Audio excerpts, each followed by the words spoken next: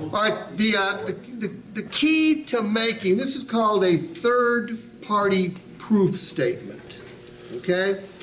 What that means is it's a third party that's got no vested interest in what I'm saying, backing my words up with evidence that I'm telling the truth. It doesn't matter what I know if the customer doesn't believe me, correct? Yep. So I've got to make sure the customer believes me. I learned to use, I was a finance manager. Before I ever sold a car. Back in those days, finance and insurance was a fairly new concept, and I had a master's degree in finance, so they hired me to be a finance manager. And if I could get the dealership to $300 a car, we were killing it.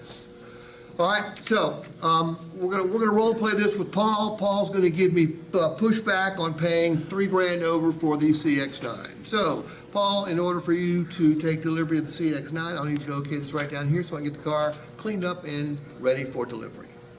Wait a minute here. What's the sticker price of this car? Sticker price is $49,900. And what is this price right here on this piece? $52,900. I've been coming to Galpin for 9 years. I bought 3 cars at this Mazda dealership. I brought friends and family.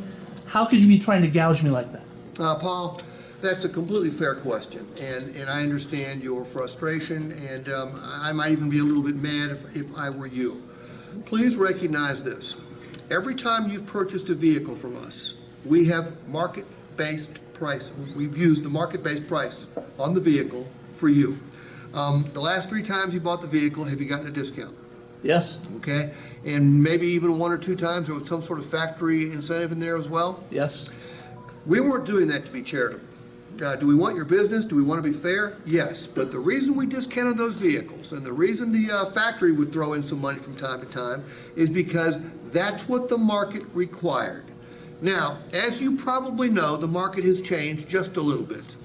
Last time you were here, we probably had 125 or 150 new Mazdas on the ground, didn't we? Yes, at least. Now we've got 7? Okay. I think I counted 4. Exactly.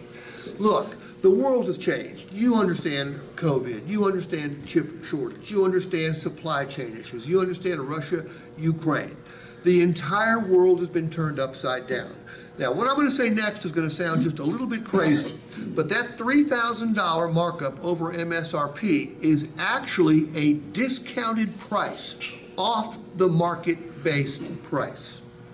Now, does that sound just a little weird? Yes. Let me show you. Look, don't take my word for it. Yes, you've done business here before. Yes, we've done business together, but don't take my word for it. This information comes from 2 websites that cater to the buying public. Edmunds.com, I'm sure you've heard of. I mean, they're out there for the buying public. That's where people go to do research on the vehicles before they ever come to a car dealership. Another outfit called ICCars.com, they've been providing advice to consumers on how to best buy a car for a number of years. This is their report using Edmunds information. And basically, what they laid out was 15 vehicles that are getting somewhere between 30 and 18% over MSRP. Now, CX-9 is not one of those vehicles. However, the average a consumer is paying, and by the way, 82% of people buying new vehicles are paying over MSRP, the average is almost 10%, 9.9. On a $50,000 vehicle like this CX-9 is, that would be $5,000, wouldn't it? Yes. We're not charging you $5,000.